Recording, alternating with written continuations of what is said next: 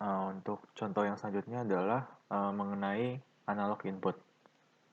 Seperti tadi yang dikatakan di materi sebelumnya, uh, ada beberapa jenis memori, ada memori bit, ada memori word.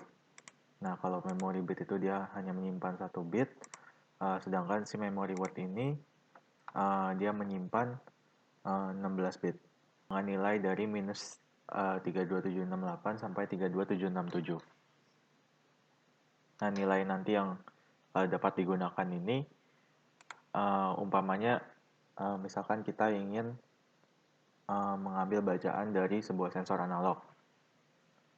Nah, sensor analog itu misalkan mempunyai nilai memberikan nilai misalkan 2,5 volt. Kemudian dengan resolusi bit analog inputnya si PLC yaitu 10 bit dan dari rentang tegangan dari 0 sampai 10 volt. Jika kita mengkonversi dari nilai analog ke digital, nilai analognya itu 2,5 volt, maka nanti akan didapat nilai itu 256. Nah, di sini yang 256 ini yang kita bisa set seumpamanya itu sebagai nanti misalkan nilai threshold, misalkan ketika melebihi 2,5 volt atau melebihi nilai 256 itu baru kemudian misalkan baru kirim nilai 1 ke coilnya atau outputnya. Nah, untuk cara memakai blok untuk analog input ini sendiri, kita bisa menggunakan namanya itu ada operation block. Di sini misalkan kalau kita buat lagi dari awal, nah di sini misalkan kita masukkan operation block. Nah, kemudian kita tinggal pilih. Misalkan kita ingin mendeklar nilai memori dengan address dari misalkan kita memakai address MW5 misalkan. Nah, misalkan kita mau assign nilainya MW5, misalkan nilainya itu mau kita set 400. Sintaksnya itu adalah setelah address memorinya ketik titik 2, kemudian sama dengan baru nilainya yang kita set, misalkan 400. Kemudian dia sudah di set nilainya isi dari memory word yang address MW5 ini. Atau misalkan kita ingin men-set nilai MW5 ini berdasarkan nilai dari memori address MW yang lain, misalkan MW2. Kita juga bisa set di sini, sama sintaksnya titik 2 sama dengan, terus persen, MW2 misalkan. Nah, dia akan mengambil nilai yang tersimpan di memori word dengan address MW2. Demikian kayak gitu.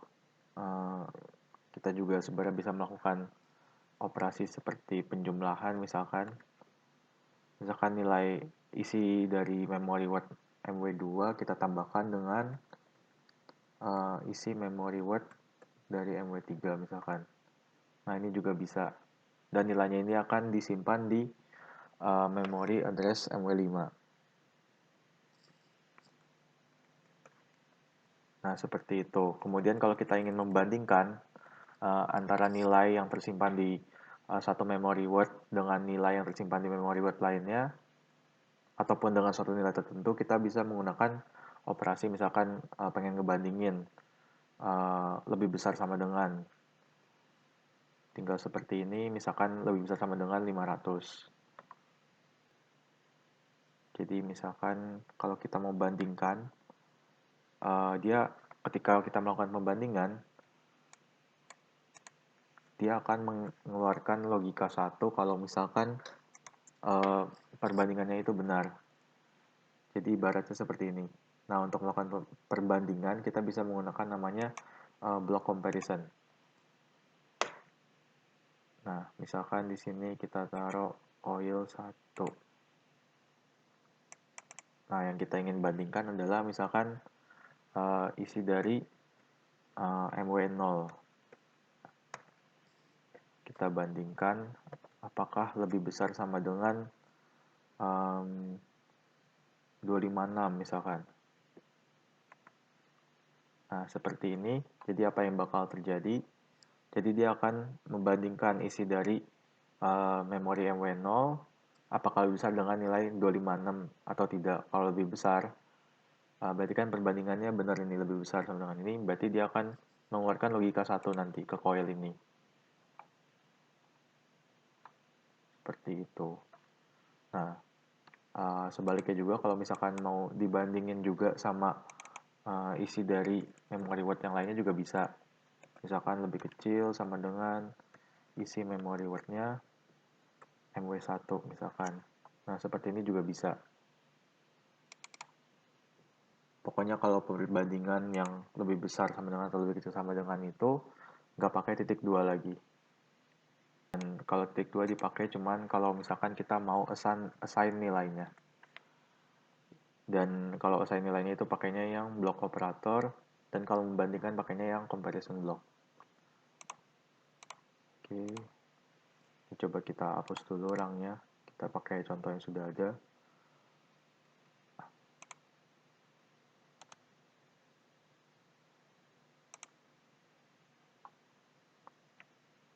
Nah, yang seperti ini contohnya. Misalkan kita jalankan, kita launch simulator.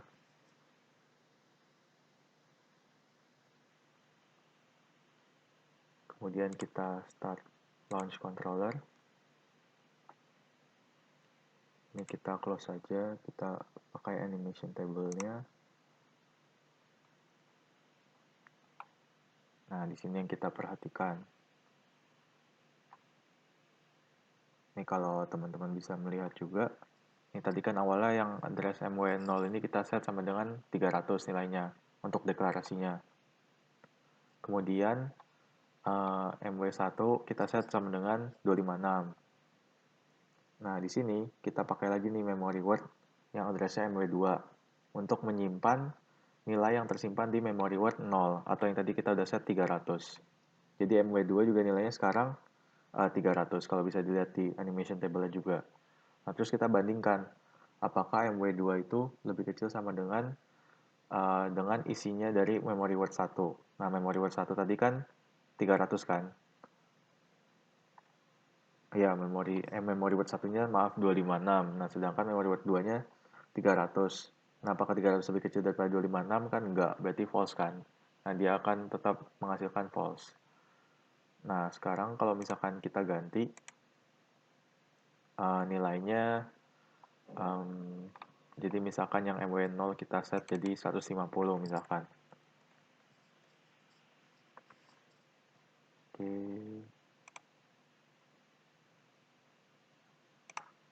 Kita launch simulator lagi.